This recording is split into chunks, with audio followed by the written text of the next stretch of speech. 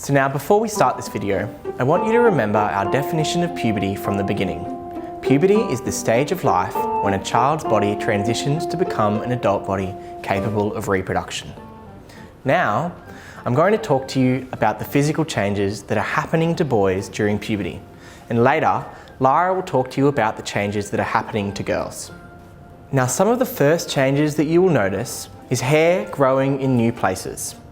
The first place that you'll notice is in your genital region, and we call that pubic hair.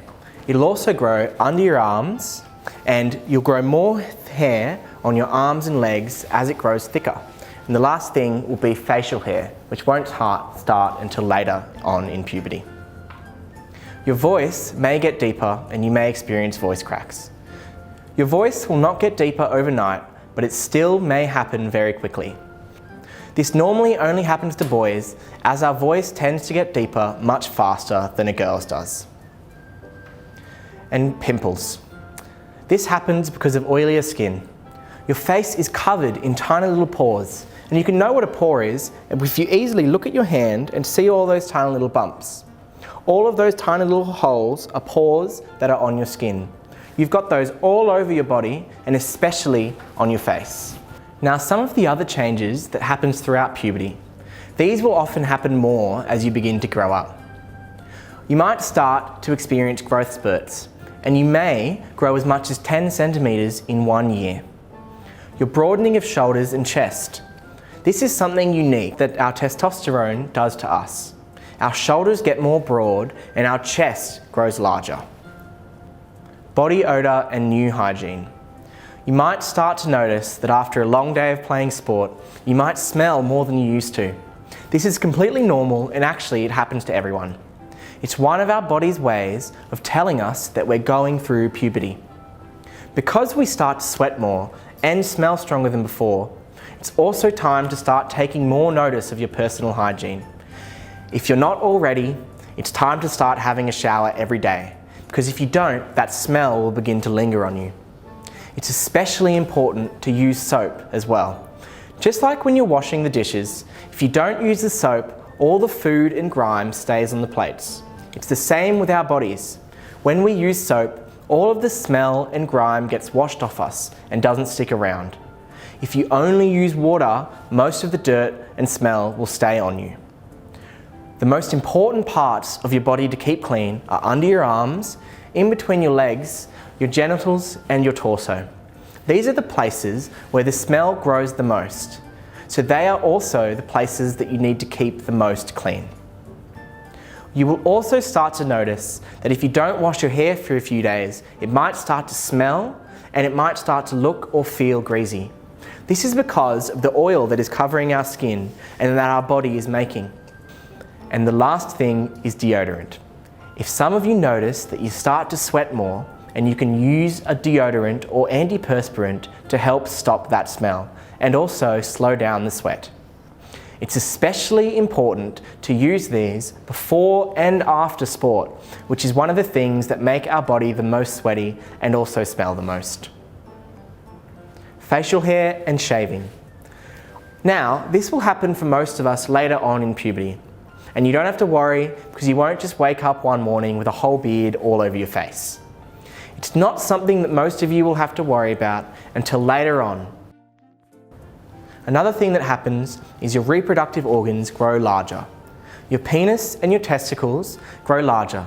Again, this won't happen overnight, so there's nothing to be worried about, but will more be a gradual change all throughout puberty. Your testicles are also where testosterone is produced, and is also where sperm is produced. Sperm production begins in the testicles, and it can take up to 3 months for a sperm to reach full maturity. A single sperm holds all of the genetic information from a man to create a new life. Now you have to remember, all of that genetic information is still only half of the piece of the puzzle to make a new baby. Ejaculations and wet dreams. An ejaculation is when the sperm that is being produced is released from your body. A wet dream is an ejaculation that happens at night. Your body has been producing all of this sperm and suddenly it has no idea what to do with it anymore. At night, you might wake up and notice something in the bed, and it might make you think that you've wet the bed. But soon, you'll quickly notice that you haven't, as number 1, it doesn't smell, number 2, it doesn't stay in the sheets, and number 3, there'll be almost no moisture left in the sheets either. It's nothing to be worried about and is completely normal, as your body gets used to producing this sperm that it's never produced before. You might experience a few of these, or you might even experience nothing at all. Both is completely normal and nothing to be afraid of.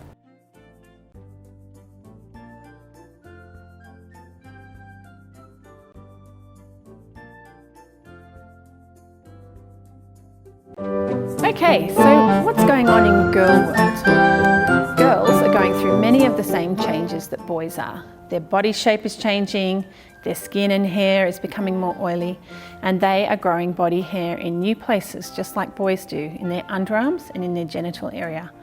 Also, even the hair on girls' arms and legs starts to thicken slightly, but not nearly as much as it does for boys. Girls also experience mood changes, just like boys do, and they also start to experience romantic thoughts and feelings.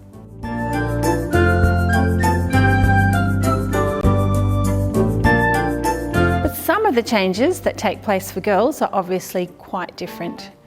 Girls begin to develop breasts, and that's so when they become a mother, they will be able to feed a baby.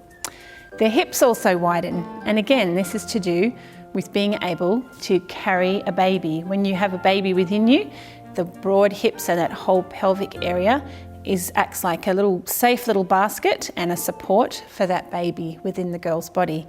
So that's why her hips widen. Also, her reproductive cycle begins, and that's quite a different thing that boys don't experience, but it's really good for you to understand how it all happens. One thing to remember that is quite different between boys and girls is that for boys, their reproductive organs are on the outside of their body, whereas for girls, their reproductive organs are on the inside of their body. So they're not aware of all the changes in exactly the same way that boys are. It's a little bit more subtle for them. This slide shows a woman's reproductive system, which, as I said, is on the inside of her body. First, you'll notice that she doesn't have testicles, she has ovaries, and ovaries are where the eggs are formed. She also has fallopian tubes, so that when an egg is released, usually once a month, it can travel down into the uterus. And the uterus, which we also call a womb, is where a baby can grow and develop. You'll also notice she has a cervix, which is the opening to the uterus, and then a canal called the vagina, which is also known as the birth canal, because that is the passage through which a baby would be born. So something to know that is different between boys and girls is that whereas boys have 2 openings, one where the wee comes out and one where the poo comes out, girls have 3. They also have a vagina, which is a special opening where a baby can be born. So what is a period? Well, once a month, an egg is released from the ovary. And as I said, it travels down the fallopian tube and towards the uterus. Meanwhile, you can see here that the uterus is building up a cushiony lining, which is ready in case the egg is fertilised. If the egg is not fertilised, this lining breaks down and the blood and mucus begins to trickle out through the cervix and through the vagina, and this is what we call having a period. So once a girl has gone through puberty, her body tries to settle into a regular cycle so that usually roughly once a month, a girl will have her period. Just a little bit more information about periods.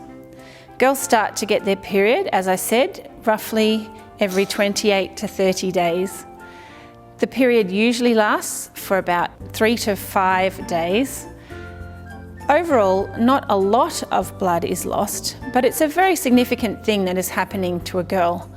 Just like if you have an accident and you begin to bleed, you know to pay attention to your body. So when a girl is bleeding, she knows that this is happening and she's quite aware of what's going on in her body. She might also be experiencing some stomach cramps or headaches, or she might be feeling a bit nauseous. Some girls can feel pretty rotten leading up to their period. All in all though, periods are a normal part of life for a girl who's gone through puberty, and it means that one day they'll be able to conceive and carry a baby if that is where their life is taking them.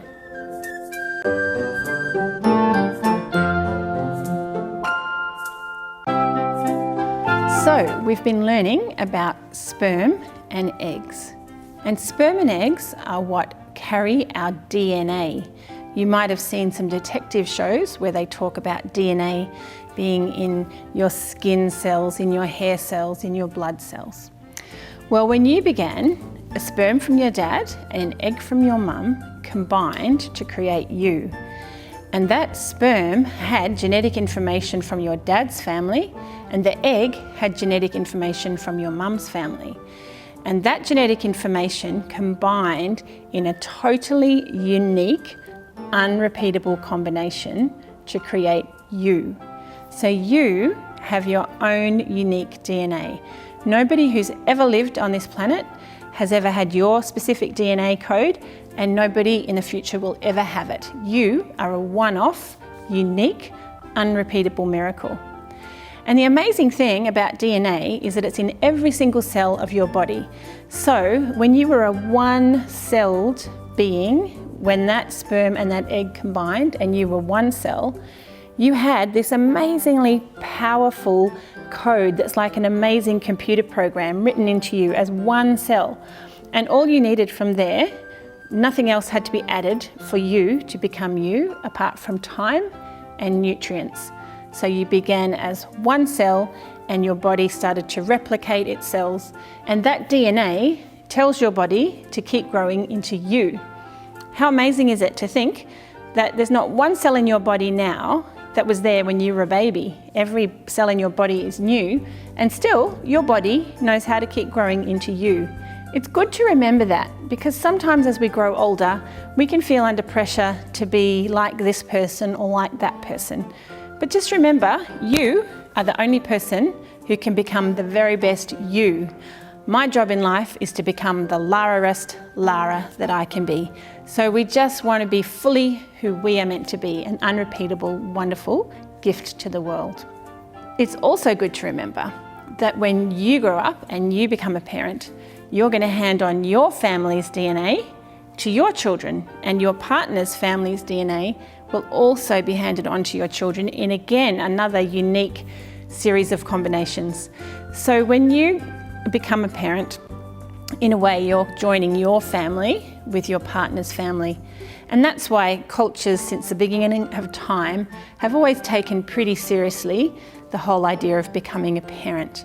Because not only are you joining yourself to your partner, but you're joining your families and you're creating a whole new family that didn't exist before.